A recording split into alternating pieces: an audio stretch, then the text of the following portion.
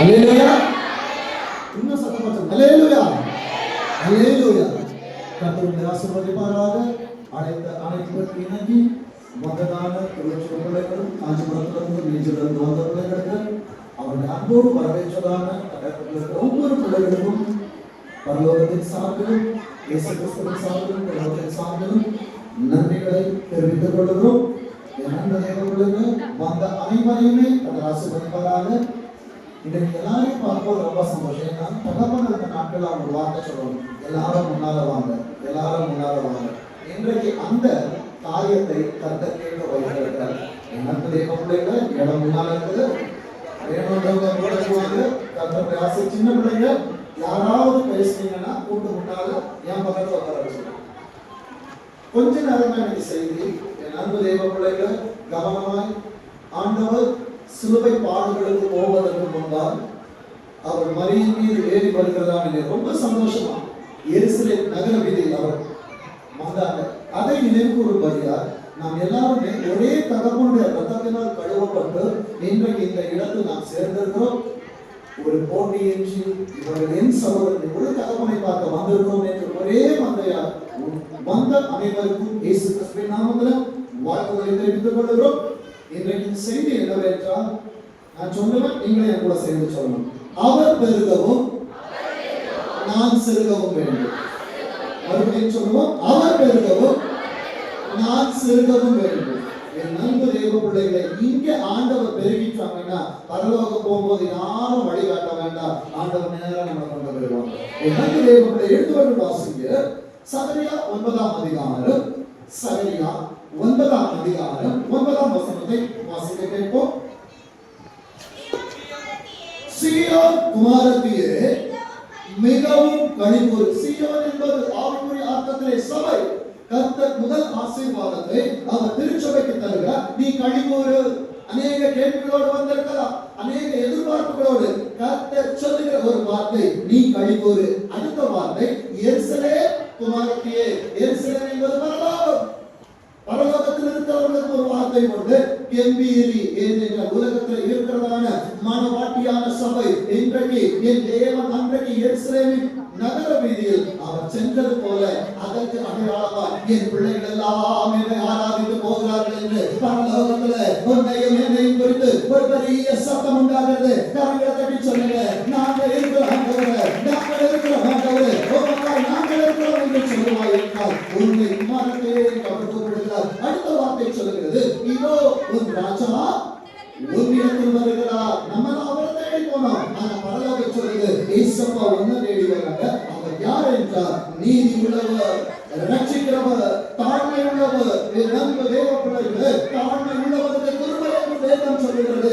இன்றைக்கு ஆண்டவரே ஒரே மந்தையாக நாங்கள் ஆண்டவரை ஆராதிக்க போகிறோம் என்கிறவர்கள் கரங்களை உயர்த்தி அசைத்து சொல்லுங்க, ஆமென். ஆண்டவரே எல்லா கரங்களையும் பரலோகம் பார்க்கட்டும். கரங்களை அசைத்து சொல்லுங்க, ஹோசன்னா ஹோசன்னா. என் அன்பு ஆண்டவரே உமக்கு நன்றிகளை செலுத்துகிறோம். அடுத்த வார்த்தை சொல்லுகிறது, கழுதையின் மேலும் கழுதை குட்டியாகிய மரியின் மேல் ஏறி வருகிறவராக இருக்கிறார். என் அன்பு தேவ பிள்ளைகளே, கழுதை என்று சொல்லுவது ஒரு திருச்சபையில இருக்கிற நமக்கு அடையாளம். கழுதை குட்டி என்று சொல்லுவது எதிர்காலத்துக்கு அடையாளம். திருச்சபை ஆண்டவரை பார்க்கும் என்றால் எதிர்காலம் ஆண்டவரை பார்க்கும்.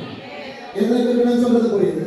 நான் ஆண்டவரை பார்ப்பேன் என்றால் என் பிள்ளைகள் ஆண்டவரை பார்ப்பார்கள். இப்போ வாங்க, மத்தேயு எழுதின சுவிசேஷம் 21ஆம் அதிகாரம், மத்தேயு 21ஆம் அதிகாரம் 2ஆம் வசனம் சொல்லுகிறது, உங்களுக்கு எதிரே இருக்கிற கிராமத்துக்கு போங்கள். என் அன்பு தேவ பிள்ளையே, இந்த உலகத்துல கர்த்தர் நம்மை வைத்திருக்கிற காரியம் என்னவென்றால், எதிராக இருக்கிறதான பிரச்சனையை பார்த்து பேசணும். கோலியாத்து வந்துச்சான ஓடக்கூடாது. சபை போல இல்ல, தாவீதை போல எதிரே பரலோகத்துக்கு எதிராக எந்த காரியங்களா இருந்தாலும் முதல் காரியம், இந்த பவனியின் நோக்கம் என்னவென்றால், எந்த பிரச்சனையா இருந்தாலும் கிறிஸ்துவுக்குள் இருக்கிற நான், என் கரத்திலே வேதம் இருக்கும் என்றால், என் வாயிலே கர்த்தருடைய வார்த்தை இருக்கும் என்றால் அதற்கு எதிராக நான் போவேன். வேதம் சொல்லுகிறது பாருங்க, உங்களுக்கு எதிரே இருக்கிற கிராமத்துக்கு போங்கள். போனவுடனே என் அன்பு தேவ பிள்ளையே, கர்த்தர் இன்றைக்கு வந்திருக்கிற ஒவ்வொரு பிள்ளைகளுக்கு சொல்லி இருக்கிறார், உன் பிரச்சனைக்கு எதிராக போக போகிறாய், உனக்கு எதிராக இருக்கிறதான காரியங்களோடு நீ நிறுத்த போகிறாய். வைத்திருக்கிற ஆசீர்வாதங்கள் இருக்கும். என் ஆண்டவருக்கு தேவையான காரியம் எதிரே இருக்கிற கிராமத்தில் இருந்தது. இன்றைக்கு எனக்கு ஆண்டவருக்கு தேவையான அநேக விசுவாச குடும்பங்கள் சபைகளை சுற்றி இருக்குது, என் பக்கத்து வீட்டுல இருக்குது. எனக்கு அறிமுகமான காரியங்கள் இருக்கிறது. வேதம் சொல்கிறது பாருங்க, அங்கே ஒரு கழுதையையும் அதனோட ஒரு குட்டியையும் கட்டி எடுத்த காண்பீர்கள். அடுத்த வார்த்தை, அவைகளை அவிழ்ந்து. இன்றைக்கு கர்த்தர் உங்கள் கருத்தில் ஒரு அதிகாரத்தை கொடுக்கிறார். அவிழ்க்கிற அதிகாரத்தை தருகிறார். எத்தனை சந்தோஷம். கடனை கட்டி வச்சிருக்கிறாங்க, வீட்டுல கட்டி வச்சிருக்கிறாங்க. இன்றைக்கு நான் சுயாதீனமா என்று சொல்லி பாடி வருகிற நேரத்தில் பரலோகம் எனக்கு ஒரு அதிகாரத்தை கொடுத்தார். வேதம் சொல்கிறது பாருங்க, என்னிடத்தில் கொண்டு வார்கள். எத்தனை பேர் சொல்ல போறோம்? ஏசப்பா உமக்காய் ஜனத்தை கொண்டு வர போகிறேன் ஆண்டவரே. இந்த பவனின் நோக்கம் அதுதான். கர்த்தருக்காய் செயல்படு, உனக்காய் பரலோக சந்தோஷப்படும். 3ஆம் வசனம் சொல்கிறது பாருங்க, ஒருவன் உங்களுக்கு 7,000 சொன்னால் யாருக்கு வேணும்? யாரு கேட்டாலும் சொல்லுங்க. ஏன் சுவிசேஷம் சொல்றீங்க? ஏன் வேதத்தை சுமந்துட்டு போறீங்க? சொல்லுங்க, இவைகள் என் ஆண்டவருக்கு வேண்டும். வேதம் சொல்லுகிறது பாருங்க, உடனே அவைகளை. அப்ப இவ்வளவு நாள் பிரச்சனை யார்கிட்ட இருக்கு? என்கிட்ட இருக்கு. நான் போய் அவர்களை அவிழ்க்கவில்லை, சுவிசேஷம் சொல்லவில்லை, பக்கத்து வீட்டிற்கு ஆண்டவரை கொடுக்கவில்லை, என் வேலை ஸ்தலத்தை ஆண்டவரை கொடுக்கல. நான் கொடுத்திருப்பேன் என்றால் பரலோகம் என் கையில் ஒரு அதிகாரத்தை தந்தது. அந்த அதிகாரத்தின் நாமத்தினாலே எனக்காய் கர்த்தர் யாவையும் செய்வார். அடுத்த வார்த்தை சொல்கிறது பாருங்க, 4வது வசனம், நான் ஆராதிக்கிற ஆண்டவர் யாராக இருக்கிறார் என்றால், இதுவோ ஒரு ராஜா சாந்த குணமுள்ளவரா. என் அன்பு தேவ பிள்ளையே, எருசலேம் நகர வீதியிலே கழுதையின் மேல் இருந்தவர் சாந்தமுள்ளவராய் இருந்தார். அவர் அதிகாரத்தை அணிந்தவராய் இன்றைக்கு அந்த அதிகாரத்தை கர்த்தர் உன் கரத்தில் கொடுத்திருக்கிறார். அந்த அதிகாரத்தினாலே அநேக கட்டுகளை அவிழ்க்காமல் இருப்பாய் என்றால், இன்றைக்கு கழுதையின் மேல் வந்தவர் ஒரு நல்ல மதிய ஆகாயத்துல வெள்ள குதிரையில வருவாரு. அவருக்கு சாந்தம் இருக்காது. கரங்களை தட்டி ஆண்டவருக்கு மகிமை சொல்லுங்க. ஆண்டவரே, நான் சாந்த குணமா இருக்கிறேன், ஆண்டவரை பார்க்க வந்தேன். உங்க கோபம் வேண்டாம்ப்பா.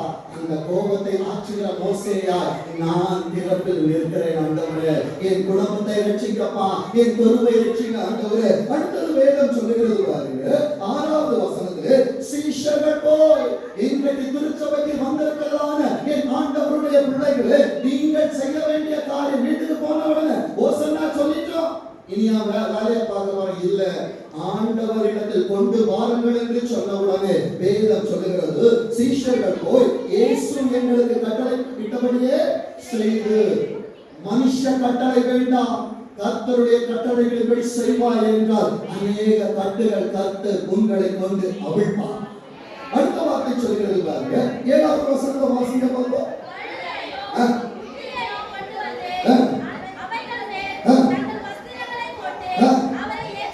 அன்பு தேவ பிள்ளைகள், கர்த்தரை கனம் பண்ணுகிற அனுபவம். என்னிடத்தில் இருக்கிற வஸ்திரம் என் ஆண்டவர் கொடுத்தது. நான் எருசலேமில் இருந்து எரிகோவுக்கு நான் வந்ததான நேரத்தில் கள்ளர் கையிலே அகப்பட்டு என் வஸ்திரத்தை உரித்து கொண்டார்கள். ஆனால் என் ஆண்டவர் எனக்காய் இரத்தத்தை மாத்திரமல்ல, சத்திரத்தை கொண்டு வந்து எனக்கான கிரயத்தை கொடுத்த ஒருவர் இருக்கிறார். இன்றைக்கு அவரை நான் கழுதை மேல், அந்த கழுதை வேற யாரையில, நான் தான் அந்த கழுதை. என்ன பேர் சொல்ல போறீங்க? நான் தான் அந்த கழுதை. உலகத்துல சொன்ன போது கழுதையா நிற்கிறான், வஸ்திரம் இல்லாமல் இருக்கிறான். என் அன்பு தேவ பிள்ளையே, என்னிடத்தில் இருக்கிற வஸ்திரத்தை என் ஆண்டவரிடத்தில் கொடுப்பேன் என்றால், கேளிலே மகிமையால் மூடினவர் இன்றைக்கு சபையே ஒரு வெட்கத்தை மகிமையினால் கூடிக்கொண்டிருக்கிறார். நீ அழுது கொண்டு இரா. என் அன்பு தேவ பிள்ளையே, 8வது வசனம் சொல்லுகிறது பாருங்க, திரளான ஜனங்கள். முதலாவது நம்ம கொடுக்கணும். நம்ம வஸ்திரத்தை ஆண்டவருக்காய் கொடுக்கிற நேரத்தில், என் கனத்தை ஆண்டவருக்காய் கொடுக்கிற நேரத்தில், உலகம் ஆண்டவரை பார்த்து அவைகள் வஸ்திரங்களை மாத்திரமல்ல, மர கிளைகளை என் ஆண்டவர் நடப்பதற்கு விரித்தார்கள். கழுதையே, என்றைக்கு ஆண்டவர் உண்மையில் ஏறி இருக்கிறாரோ உனக்கு கனம் தானாய் வரும். விசுவாசிக்கிறீங்களா? நன்கு தேவ பிள்ளையே, இந்த கழுதையிலிருந்து ஆண்டவர் இறங்கிச்சார்னா மறுபடியும் கொண்டு போய் அடுத்து வஸ்திரங்களை சுமக்க கட்டி வச்சிருவான். சத்துரு கொண்டு போய் கட்டி வச்சிருவான். எத்தனை பேர் ஆண்டவரை சுமக்க ஆயத்தம்? எல்லாரும் கை கொண்டு வந்திருக்கிறீங்களா? கையை தூக்கி அல்லேலூயா சொன்னா ஆண்டவர் பிள்ளையா ஏற்றுக்கொள்ள சத்தமா சொல்லுவோம்.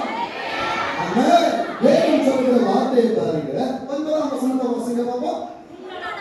முன்னால் நடக்கிற ஒரு கூட்டம், அடுத்தது பின்னால் நடக்கிற ஒரு கூட்டம். திரளான ஜனங்கள் சொல்லுங்க பாப்போம். என் ஊழியத்துல, என் குடும்பத்துல, என் தொழில திரளான ஆசீர்வாதத்தை கர்த்தர் தர போகிறார். வேதம் சொல்லுகிறது திரளான ஜனங்கள். யாரு?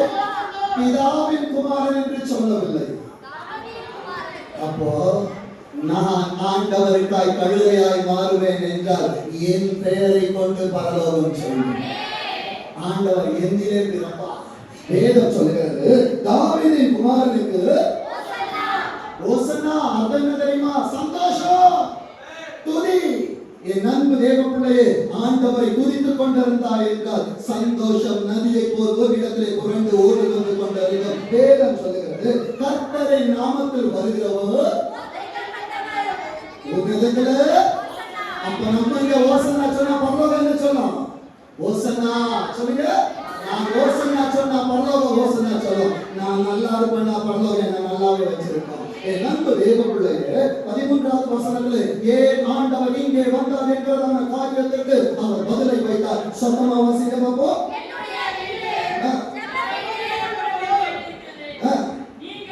நீங்களோ அதை கண்ணீர் புகையாக்கினீர்கள். என் அன்பு தேவ பிள்ளையே, அநேகர் கேள்வி, ஆண்டவரே இது சபை உண்மைதான், இது கட்டடம். ஆனால் உள்ளே கர்த்தர் இருந்தால் அதற்கு பேர் ஜெப வீடு. நீ ஆலயமா இருக்கிறாய் என்றால் நீ ஒவ்வொரு நாள் வருவதும் தேவனுடைய வீட்டிற்கு வருகிறார். நான் வராமல் இருப்பேன் என்றால், வைராக்கியம் கொள்ளுவேன் என்றால், குரோதங்கள் என்னில் இருக்கும் என்றால் என் ஜெப வீட்டை நான் கள்ள குகையாக்கி கொண்டிருக்கிறேன். என் அன்பு தேவ பிள்ளையே, இந்த ஜெப வீட்டை குறித்து ஏசாயா 56வது அதிகாரம், ஏசாயா 56வது அதிகாரம் 7வது வசனத்தை வாசிங்க பார்ப்போம். நல்ல கவனிங்க. ஜெப வீட்டுக்கு நான் வரவில்லை, பரிசுத்த பர்வதத்திற்கு என்னை கொண்டு வந்து தாவீதின் குமாரனுக்கு ஹோசன்னா என்று பாட வைத்தவர் பரலோகத்தில் இருக்கிறார். அவர் என்னை பர்வதத்திற்கு கொண்டு வந்து இயேசுப்பா எல்லாரையும் கூட்டிட்டு வந்த நோக்கம் என்ன தெரியுமா? மகிழ்ச்சி. சொல்லுங்க, சந்தோஷம். அடுத்த வார்த்தை சொல்லுகிறது, இன்றைக்கு ஒவ்வொரு இடத்துல இருந்து செபித்தீர்களே, டாக்ஸர் கொடுத்தீங்களே, இது எல்லாம் கர்த்தருக்காக நீங்கள் கொடுத்த சர்வாங்க தகனங்கள். அடுத்தது இன்றைக்கு நீங்க சொன்ன ஒவ்வொரு ஸ்தோத்திரமும் ஆண்டவருக்கான பலிகள். அடுத்தது என் அன்பு தேவ பிள்ளையே, இங்கே வார்த்தையாக வருவதற்கு முன்பாய் உன் செயலுக்கு கர்த்தர் அங்கீகாரத்தை கொடுத்து உன்னை உள்ளே கொண்டு வந்தார். அடுத்த வார்த்தை சொல்லுகிறது என்னுடைய எல்லாரும் சொல்லுங்க, என்னுடைய ஏசம்மாவுடைய வீடு. இது பாஸ்டருடைய வீடுன்னு சொல்லிடாதீங்க, பாஸ்டர்மா வீடுன்னு சொல்லிடாதீங்க, ஏசப்பாவுடைய வீடு. சொல்லுங்க, ஏசப்பாவுடைய வீடு, என்னுடைய வீடு. அப்ப இது திருவொற்றியூர்ல இருக்கிறவங்களுக்கு இல்ல, காஞ்சிபுரத்துக்குரியவங்களுக்கு அல்ல. உலகத்திலிருந்து எந்த கோடியில் உள்ளே ஒருவன் வந்தாலும் அதற்குரிய பெயர் ஜெப வீடு, ஜெப வீடு, ஜெப வீடு. ஆண்டவர் எனக்கு தந்த ஜெப வீடு என்னை மகிழ செய்து கொண்டிருக்கிறார். என் அன்பு தேவ பிள்ளையே, ஆண்டவருடைய பாதத்தில் உட்கார்ந்த நேரத்தில் அவர் ஒரு அழகான தீர்க்க தரிசனத்தை வெளிப்படுத்தி கொடுத்தார். 8வது வசனத்தை வாசிக்க பார்ப்போம். தள்ளுண்டவர்களை சேர்த்து. அப்ப நம்ம தான் யார் தெரியுமா? உலகம் தள்ளிடுச்சு. தாவீது கூட கடன்பட்டவன், ஓடி வந்தவன், ஒன்றுக்கும் உதவாதவன் இருந்தது போல நமக்கான தாவீது வேறா இருக்கிறவர்கள் சேர்ந்து நாம் கடன்பட்டவர்களாய் இருந்தோம், அங்கீகாரம் இல்லாமல் இருந்தோம், ஒதுக்கப்பட்டவர்களாய் இருந்தோம். என் அன்பு தேவ பிள்ளைகளே, அவர் ஏன் நம்மை சேர்த்தார் என்றால் அடுத்த வார்த்தை சொல்கிறது, அவனிடத்தில் சேர்க்கப்பட்டவனை அல்லாமல். என் அன்பு தேவ பிள்ளையே, உன் ஊழியக்காரனிடத்தில் சேர்க்கப்பட்டது மாத்திரமல்ல இந்த பவனி, இந்த நாள் ஆண்டவர் கொடுத்தது அதற்கு மாத்திரமல்ல, அவனிடத்தில் சேர்க்கப்பட்டவர்களை அல்லாமல். கரங்களை தட்டி ஆண்டவர்கிட்ட சொல்லுங்க, இந்த ஆராதனைப்பா அடுத்த ஆராதனையிலே நீங்களும் பெரிய ஆராதனை கர்த்தர் கொடுத்து அநேக ஆயிரங்களை கர்த்தர் உமது மந்தைக்காய் பரலோகத்திலே எங்கள் கரத்திலே கர்த்தர் தருவார் என்று சொல்லுகிறவர்கள் ஆவிக்குள்ளாய் இருந்து கரங்களை தட்டி இயேசுவே இயேசுவே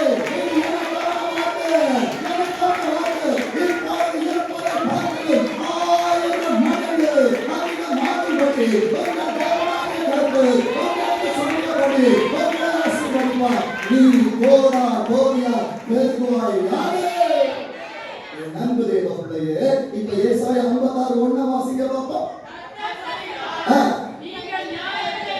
நியாயத்தை கைக்கொண்டு நீதியை செய்யுங்கள். ஏசப்பா ரட்சிப்பு அவர்தான். ஆண்டவர் வரவும் ஆண்டவரின் நீதி வெளிப்படவும் என் அன்பு தேவ பிள்ளையே ஏசப்பா பரலோகத்துக்கு கூட்டிட்டு போறதுக்கு ரெடியா இருக்கிறாங்க.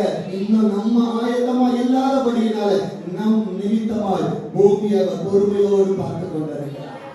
அடுத்த வார்த்தை சொல்லுகிறது பாருங்க, வாசிங்க. மத்தேயு 21 அதிகாரம் மத்தேயு 21:32 வாசிங்க பார்ப்போம். மத்தேயு 21:32. ஏனென்றால் யோவான் வந்தது, ஜான் தி பாப்டிஸ்ட் இன்றைக்கு ஊழியக்காரங்களிடத்துல வந்திருக்கான் கர்த்தருடைய வேதத்தை நிமித்தமா. வேதம் சொல்லுகிறது, நீதி மார்க்கமாய் உங்களிடத்தில் வந்திருந்தும் நீங்கள் அவரை விசுவாசிக்கவில்லை. இது கர்த்தர் கொடுக்கிற சாட்சி. என் வாழ்க்கையில வந்திருக்கிற ஒவ்வொருடைய வாழ்க்கையில உலகம் உன்னை தள்ளலாம், மனிதர்கள் உன்னை தள்ளலாம், சூழ்நிலை மாறலாம், உன் கோலங்கள் மாறலாம், ஆனால் உனக்காக ஒரு சாட்சி பரலோகத்தில் காத்துக் கொண்டிருக்கிறது. வேதம் சொல்கிறது பாருங்க, வந்திருந்தும் நீங்கள் அவரை விசுவாசிக்கவில்லை. ஆயக்காரரும் பேசிகளோ அவரை விசுவாசித்தார்கள். அதை நீங்கள் கண்டு அவரை விசுவாசிக்கும்படியாக பின்பாகிலும் மனஸ்தாபப்படவில்லை. கர்த்தர் உங்களுக்காய் கொடுத்திருக்கிற திருச்சபை இருக்கிறது. கர்த்தர் உங்களுக்காய் கொடுத்த வார்த்தை இருக்கிறது. என் தகப்பன் என் தாய் எனக்கு கொடுக்கிற வார்த்தைகள் யாவுமே என்னை நல் வழியிலே நடத்துவதற்கு கர்த்தர் எனக்கு தந்ததான ஆசீர்வாதங்கள் என்று சொல்லி என் அன்பு தேவ பிள்ளையே, முன்பு நாம் எப்படி இருந்தோமோ தெரியாது. ஆனால் ஆண்டவருடைய இரத்தத்தினால் மீட்கப்பட்டு இன்றைக்கு ஒரே சரீரத்திலே ஆண்டவருடைய பந்தியிலே பங்கு கொள்ளுகிற நமக்குள் ஒன்றான மெய் தேவன் என்கிற விசுவாசம் இருக்கணும். எதற்கு சொல்ல போறீங்க? ஆண்டவரே உம்மை போற்ற வந்திருக்கிறேன். ஆண்டவரே வலதுகை எப்படி சத்தமாக ஆமென். வேதம் சொல்லுகிறது பாருங்க, யோவான் 3 அதிகாரம், யோவான் எழுதின சுவிசேஷம் 3 அதிகாரம் 26வது வசனத்தின் 2ஆம் பகுதி சொல்லுகிறது, எல்லாரும் அவரிடத்தில் போகிறார்கள் என்றார்கள். யோவான் ஸ்நானகர் அவனிடத்தில் சீஷர்கள் இருந்தார்கள்.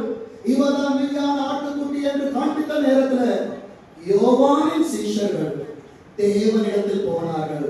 இன்றைக்கு ஊழியக்காரனாய் இருந்தாலும் சரி, குடும்பத்தை நடத்துகிறவனாய் இருந்தாலும் சரி, என்னிடத்தில் கூட்டம் வரக்கூடாது, பரலோகத்தில் இருக்கிறவரை பார்க்க போகணும். வேதம் சொல்லுகிறது, எல்லாரும் அவரிடத்தில் போகிறார்கள் என்றார்கள். அதற்கு யோவான் சொன்ன பதில் 27வது வசனத்தை வாசிங்க.